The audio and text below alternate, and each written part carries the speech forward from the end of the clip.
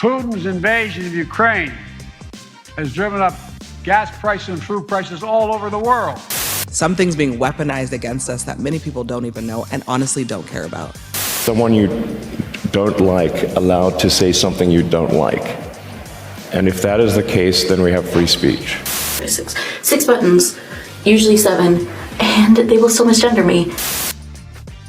BLM thieves are talking about how they don't understand the tax forms that they're required to fill out as a nonprofit. Elon Musk talks Twitter. Joe Biden, I don't know what he is doing currently. And misgendering despite 6 or 7 buttons.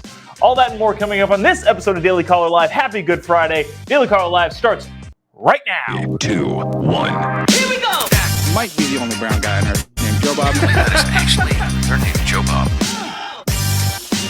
Ooh, live from the dingy bunker, completely cut off from the outside world, except for you fine folks. My name is Jobob. This is Daily Caller Live. On today, it is April 15th, tax day traditionally, the year of our Lord 2022. Tax day and Good Friday, so that means tax day is on Monday.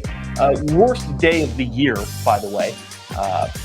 So we'll talk more about that maybe on Monday next week. But I want to get to a couple different things today. Holy cow, Elon Musk breaks his silence. It's interesting how if somebody hadn't said something for a couple hours, they're breaking their silence. The president, you know what? Let's just start here. All right. So at the end of this segment about the president, there's a clip that I'm pretty sure you've seen where the president, Joe Biden, finishes his speech and turns and shakes hands with no one. The air, I think. It was sad, honestly. It was honestly sad. But before that, he makes some claims about the Putin price hikes, which nobody's buying. Remember that clip we had from yesterday or 2 days ago? I think it was yesterday. That, nobody's buying this whole Putin price hike nonsense. So anyways, watch this clip from President Biden talking about inflation, price hikes, all of which he says is not accurate. Here we go. Putin's invasion of Ukraine has driven up gas prices and food prices all over the world. Ukraine and Russia are the 1 and 2 largest wheat producers in the world. We're number 3. They're shut down. We saw that in yesterday's inflation data. What people don't know is that 70% of the increase in inflation was a consequence of Putin's price hike because of the impact on oil prices. 70%. Okay, so that's not true, but okay, let's let the president continue on. We need to address these high prices and urgently for working folks out. Okay, so yeah, I guess that was it. Joe Biden said that 70% of the inflation was caused by Vladimir Putin's invasion of Ukraine. Just mathematically, that doesn't make any sense. Remember, inflation was at 7.5% before Putin invaded Ukraine. It's now at 8.5%. So an entire percent increase, that doesn't equate to 70% increase entirely being Putin's fault, not to mention the other factors and variables around the world and around the country that would cause inflation to skyrocket. So that's the factual component that we're talking about today of the president making some statements and not being entirely accurate with his quote-unquote facts. But then he says something hilarious. If you think this sort of thing is hilarious, maybe you think it's terrible. I don't know. Let me know in the comment section how you feel about the president saying this. Also, there's a couple thousand of you watching. I really appreciate it. Just click the little like button, click the little comment button. This is like a 6-second clip, but the president says something that, again, is not true. Just patently false. And I don't know, nobody's going to call him on it. This is one of those things where he just makes stories up. Watch this. I've been on a lot of university campuses. Matter of fact, for 4 years, I was a full professor at the University of Pennsylvania. Okay, that's not true.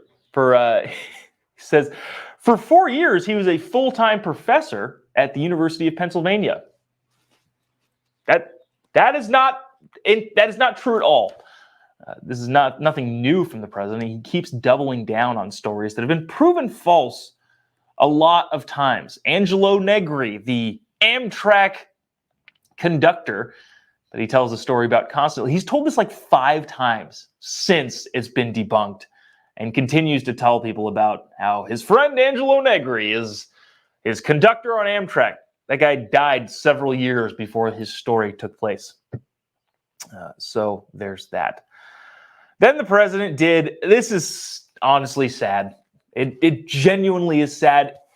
It's sad and also dangerous. My wife this morning was asking from the other room, babe, why did Joe Biden shake hands with the air? I said, I don't know. You're going to have to ask him. And honestly, I don't know if he can give you an exact answer as to why he did that. But he did. After his speech, turns around, puts his hand out. We're going to play this clip right here, right now. But he does this, and nobody is there to shake his hand. There's a lot of me that says this is sad and an old person experiencing the decline of mental cognition. And also, there's a part of me that needs to point this out as much and as often as possible, because this guy is, in fact, the leader of the free world, the highest office in the land. Watch this clip. For those of you listening, sorry, it's a visual clip. Go watch the podcast on the YouTube channel or the Facebook. Check this out. Of America. God bless you all.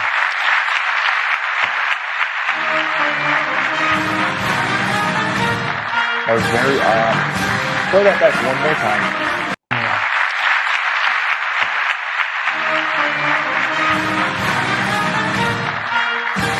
He just kind of wanders around. Dude. Okay. So in the comment section,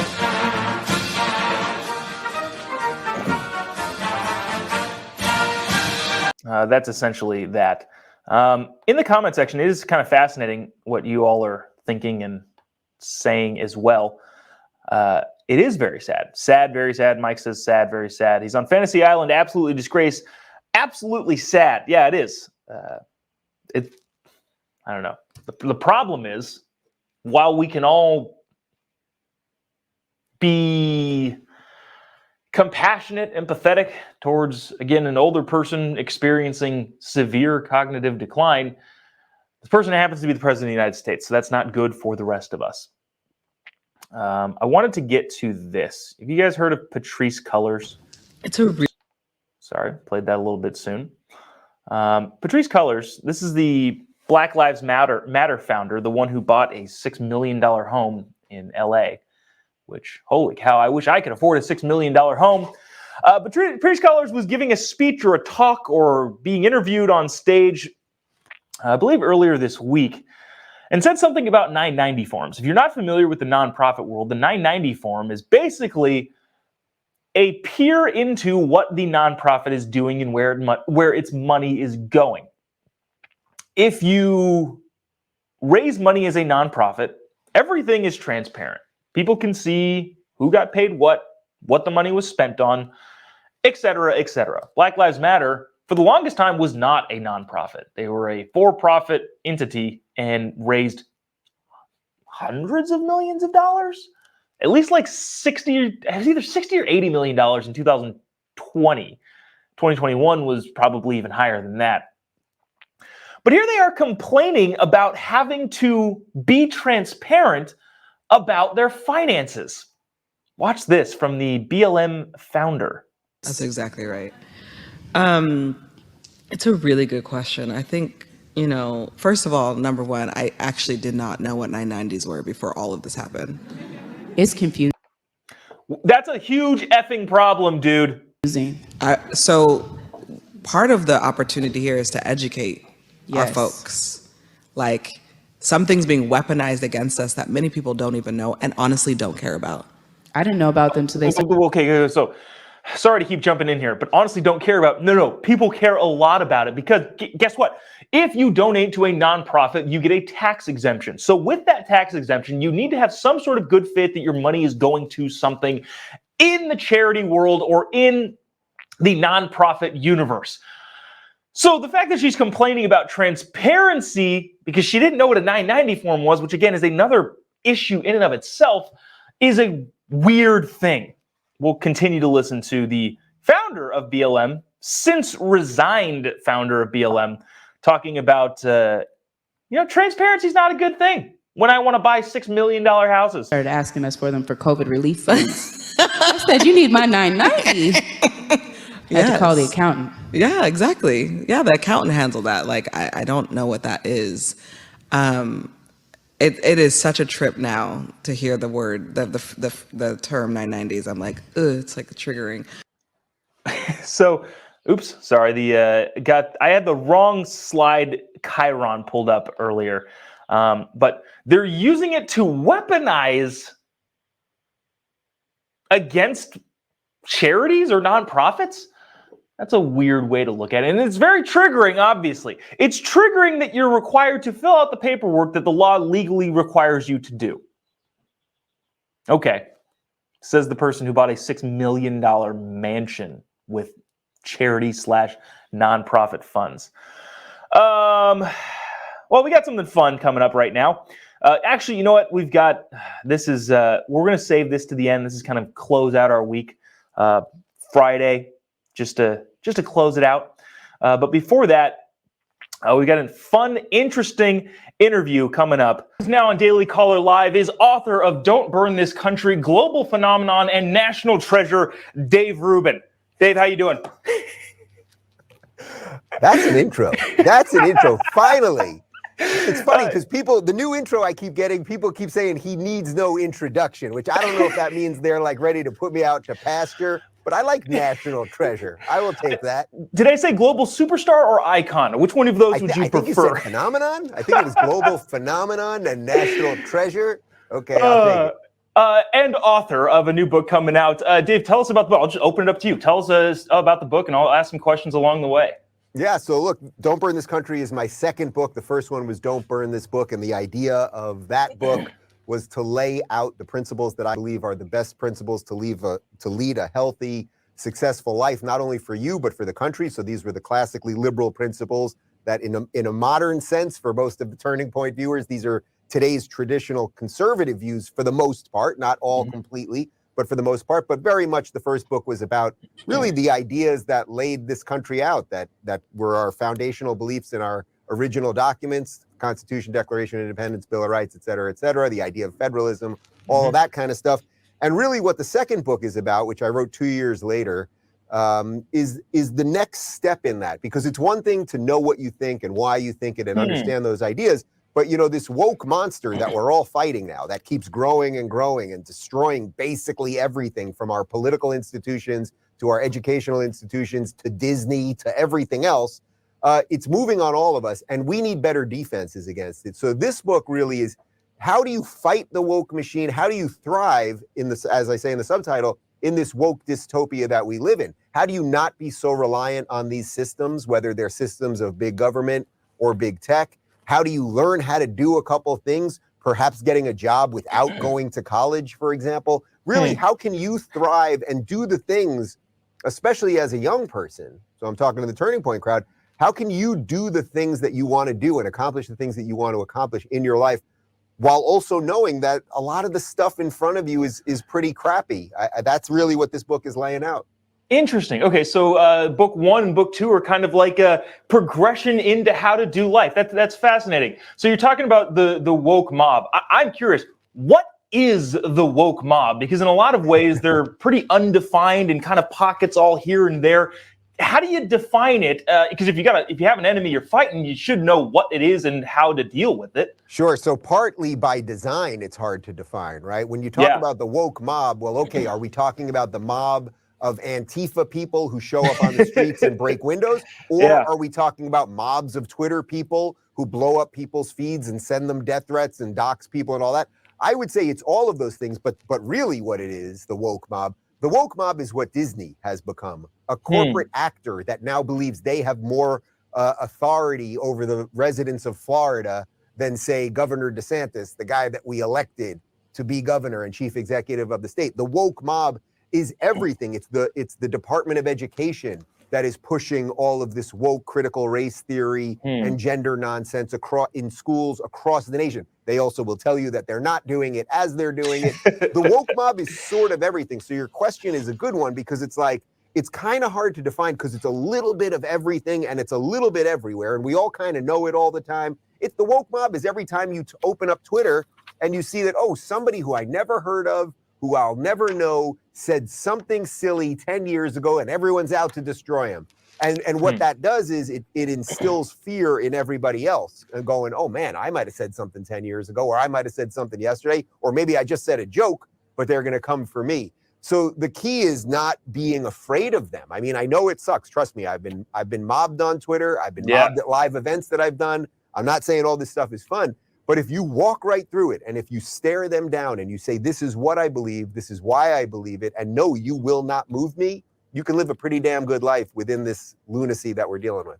Interesting. And in fighting that, you kind of talk about in the book, you talk about the right, make some pretty bold predictions on what the right, or, you know, I'm not a labels person, but I guess the fighters of the woke mob will end up being. Can you kind of tell us about what those predictions are, of how the right side of the aisle will fight the woke mob, and then how they get there? Yeah, so one of the things that I'm extremely interested in right now, and Charlie Kirk, who obviously you guys, everyone watching this knows Charlie, one of the things that Charlie and I have been talking about for a long time, even when I was still more on the left and Charlie and I started doing stuff together years ago, one of the things we were always talking about is what would an alliance on the right really look like? And could it ever really form? And the thing is, sometimes things form out of complete necessity, and that's what I would say is happening right now. So I'm sort of, let's say, the disaffected liberal with a lot of libertarian leanings. Then you've got like a traditional conservative or an economic conservative. Then you've got religious conservatives. Then you've got, say, ANCAPs, and you've got, you know, sort of a very wide swath of people. But what they all basically believe in is individual rights. They believe in the Constitution. They believe in the Bill of Rights. They believe that America is fundamentally good, that facts matter, that reality matters. Now, we may disagree on some tax stuff. We may disagree on very deeply held personal beliefs related to marriage or abortion or things like that. But if we can roughly put that alliance together, which is what I'm really fighting for and what I've really been devoting my life to at this point, I think we can beat these guys. I really can. I think there are more of us than there are of them. They are loud. They are angry. They have wrought a lot of destruction. They're fueled by big tech. They're fueled by crazy algorithms. They're fueled by the corporate press and all of that. But I believe in good causes, and I believe that if good people will come together, and let's say someone is watching this, and let's say they have a deeply held personal conviction on marriage related to traditional marriage, I think there's still a way to build a bridge with them. For me, as a married gay person, I think there's still a way to build a bridge with them in an American context, that we still want to live in the same country without me trampling on their religious liberty and without them trampling on my individual rights. Now, that's a pretty heavy lift, but I think it's possible. And I'll give you an example of that. For example, one of the biggest ones with people on the right is people on the right are almost exclusively pro-life. And I think that's a totally honorable position to have. That being said, there are some, at least somewhat for a few weeks, pro-choice conservatives. Rudy Giuliani, for example, obviously a conservative. He's been pro-life his whole life. It's for, I don't know what his exact, how many weeks it is, but he does have some window there. I believe that conservatives should have, it doesn't mean you have to give up what your beliefs are, your internal beliefs. But if we want a wide tent to really win the big things, which is keep America here, keep capitalism here, make sure people have individual rights and states' rights and freedom, then we have to just, it's not that we have to set aside those differences. We have to acknowledge them, work together, and then we'll hash out some of the other stuff. So it sounds like a lot, and you're a prime example of it, and I think there are more examples popping up. Bill Maher seems to be one of them nowadays. I'm trying with that guy. Of people who are more free thinkers. How does our culture foster this idea of becoming a free thinker? Well, look, first off, the woke side, they're so hysterical and so angry. And really, have you noticed this? They're very angry and they're mean, and quite honestly, they don't look very good. And there's a reason for that. There is a reason for that. Why did you do your hair today? And you obviously brush your teeth and you put on a jacket and you got a nice shirt. Why? Because of extremism, right-wing extremism. That's the reason why I do that, Dave. Exactly. I'm sure Politico wrote that piece about why conservatives look a little better. But really, it's not disconnected from your politics, right? You believe in individualism. You believe that it's your life, go get it. Let me do something that's valuable here. And you don't believe in victimhood. So then thus you take care of yourself. when we see all these videos of the big, fat, blue-haired, tattooed, eyebrow-pierced, crazy person, and they usually don't have good teeth either, that's not disconnected from their political ideology. I'm really not attacking anyone on the basis of their weight, but when you put the whole picture together, you understand that. And so how do we beat them? We beat them by being a little bit better than them. Really. I mean, I really mean that. Charlie for years kept saying to me, Dave, you know, one day you're going to be a conservative. And I said, Charlie, I don't think so, but we'll keep talking about this stuff. And in my inscription, I sent Charlie a copy of the book. And in the inscription, I basically said, well, Charlie, I guess you were right.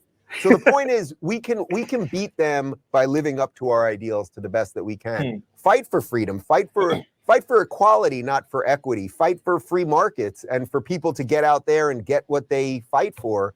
That's a beautiful thing. Totally. Before I let you go, anything that you want to get out there that I might have missed, or something that's super important of why people should pick up that book? I'm heading out on tour, so I want people to check it out. Every tour ticket comes with a book, and if you buy VIP tickets, I'll meet you. I've guaranteed a 1-second hug to everyone that comes to the VIP. I don't like the 2-second hug. It's a bit much. I like the 1-second hug. DaveRubin.com/events. And actually, Benny Johnson, who obviously is a friend of Turning Point, he'll be joining me in Clearwater, Florida, which is on April 20th. Charlie may make a guest appearance at that one. And we've got great guests coming on a lot of these stops. Don Jr. will be with me in West Palm. Larry Elder will be with me in Oxnard, Dennis Prager in Brea, Megan Kelly in West Nyack, New York. We got a great bunch of guests, and it's going to be a fun show. And I'll give a different talk every night. We'll do a Q&A. I'll throw some stuff into the crowd. We'll see what happens. Awesome, man. A lot of slapping people if they say something I don't like, you know? Oh, yeah, no, of course. That's violence is tolerated if you say something, you say something you don't like. Dave Rubin, thanks so much. International, global, universal superstar Dave Rubin, thanks for joining us. We got to do the show again. All right, brother. Thanks. Okay, thanks, man. Dave Rubin, always a pleasure to talk to. Thanks so much, dude, for coming on to the Daily Caller Live show. Check out his book wherever you get those. And speaking of the woke mob that Dave was railing against, or is trying to rail against, this is a prime example. This is funny. We're poking fun a little bit, heading into the weekend, holiday weekend. This is just a video that I found online that I thought you might enjoy. This is a person who says, I'm just going to play this video. We're going to talk about it on the other side. End the weekend with a little bit of humor. Maybe you think it's horrifying too. I don't actually know. Check this out. So for backstory, no one at my work even has name tags. Empty. So I show up to work like this. 1, 2, 3, 4. 1, 2, 3, 4, 5, 6. 6 buttons, usually 7, and they will still misgender me and like be like, just call me young woman. One of them just calls me girl. And they just act like no one is seeing these, even though no one else in the store has any buttons on their shirt. I literally don't know what to do at this point. Management hasn't acknowledged it, so I'm just gonna keep adding. But I'm like, I snapped at one of my coworkers. They were like, she, and I was like, he. I have 7 buttons.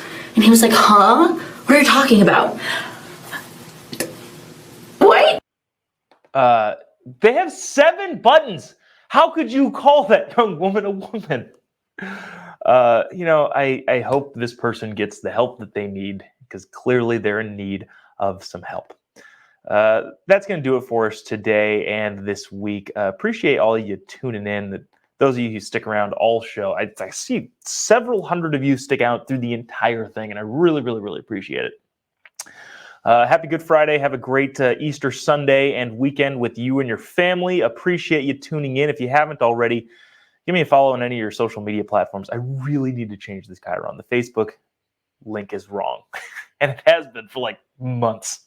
And I haven't changed it yet. It's at JOBOB, just JOBOB on pretty much on any of your social media platforms. I'll pop up and then we can hang out there, be friends. People send me a lot of stuff everywhere. So would appreciate a follow on any of your social media platforms. And with that, we'll close it out and bring it on into the weekend. Got some fun stuff for Monday, so make sure you come back here Monday morning for Daily Caller Live. Appreciate you tuning in. Have a great weekend. God bless America.